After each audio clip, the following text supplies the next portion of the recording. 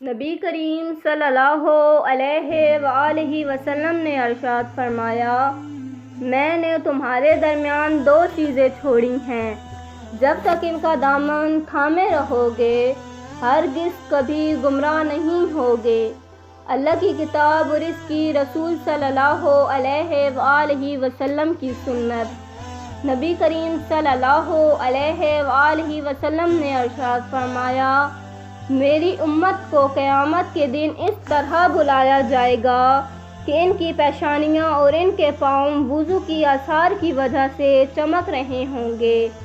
رسول صلی اللہ علیہ وآلہ وسلم نے ارشاد فرمایا، اے علی، تین چیزوں میں کبھی تاخیر نہ کرو۔ نمبر 1، نماز میں جب کہ اس کا وقت آ جائے۔ نمبر 2، جنازے میں جب کہ وہ موجود ہو۔ نمبر 3، بے شوہر عورت کے نکاح میں جب کہ تمہیں اس کے میل کا کوئی رشتہ مل جائے۔